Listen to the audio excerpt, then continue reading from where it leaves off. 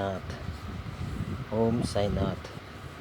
श्री साईं महिमा जो हम सब लोग जानते हैं, कहते हैं उनकी संपूर्ण जो जीवनी है वो हेमाड पंत जी ने 55 अध्याय में उतारी है, जिसके सुनने मात्र से ही लोगों के कष्ट दूर हो गए, लोगों का चित्त शांत हो गया। कई लोग उन अध्यायों को, उन जीवनी को सुन नहीं सके, कईयों को उसके बारे में पता नहीं।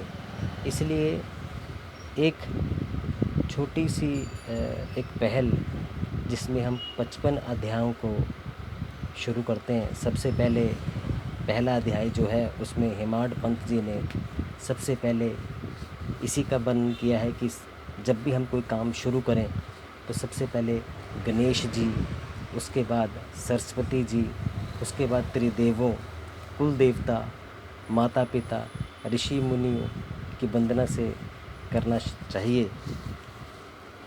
उसके बाद श्री साईं चरित्र का विभिन्न अध्यायों में उन्होंने वर्णन किया है, जिसमें सबसे पहला जो अध्याय है उसमें जब शिरडी में हैजे का प्रकोप बहुत ज़्यादा फैल गया तो साईं जी चक्की में आटा पीसने लगे। लोगों ने जब देखा कि ना साईं बाबा जी का परिवार है, ना वो खुद खाना बनाते हैं, ना उनको आटे की ज़रूरत है, तो वो किस लिए आटा पीस रहे हैं। तो कुछ गांव की महिलाएं आके उनसे गेहूं छीन लेती हैं और आटा पीसने लगती हैं। जब आटा पीस जाता है तो 4 बराबर हिस्से करके वो अपने घर की ओर चलती हैं। तो साईं राम जी क्रोधित हो जाते हैं। उनके क्रोध को देखकर वो महिलाएं आटा वहीं रख देती हैं।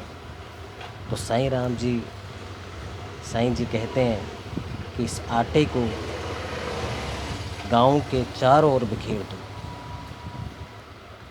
जब उन्होंने उस आटे को चारों ओर बिखेरा तो उस समय हैजा जो था वो चरम सीमा पे था, और जब उन्होंने आटे को बिखेरा तो उस आटे से हैजे का नष्ट, जो उसका जो प्रभाव था वो नष्ट हुआ।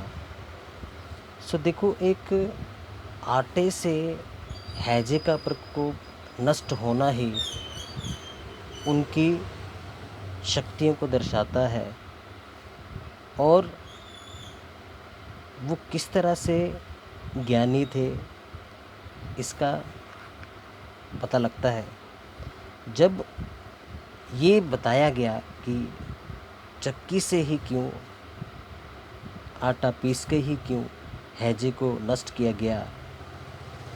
तो उन्होंने कहा कि जो चक्की के दोनों हिस्से हैं उसमें नीचे वाला जो हिस्सा है वो कर्म है, ऊपर वाला भक्ति, और जो बीच वाला हिस्सा जिससे चक्की को घुमाया जाता है, जिससे उसको पीसते हैं, वह ज्ञान है। बाबा का क्या विश्वास था कि जब मनुष्य के मन से प्रवृत्तियाँ, आसक्ति, घृणा तथा अहम भाव नष्ट हो जाए, जिसका नष्ट होना बहुत मुश्किल है, तब तक ज्ञान तथा आत्मा की अनुभूति होना असंभव है। तो इससे क्या सीख साईं राम जी ने हम सबको दी कि जो घृणा है और अहंकार है उसका नष्ट होना ज़रूरी है। इसी जो अध्याय है आप इसको सुने, और इसमें क्या साईं राम जी ने संदेश दिया उसको सोचें और अमल करें। अगर ये फर्स्ट अध्याय आपको समझ आया तो जल्द हम दूसरा अध्याय करेंगे।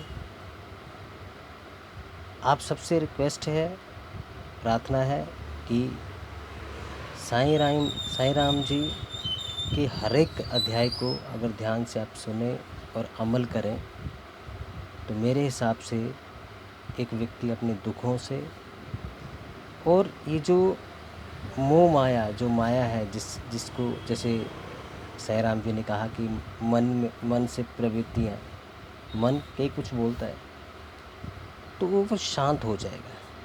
तो फिर से मैं आपसे अब इजाज़त चाहूँगा। जय साईं राम।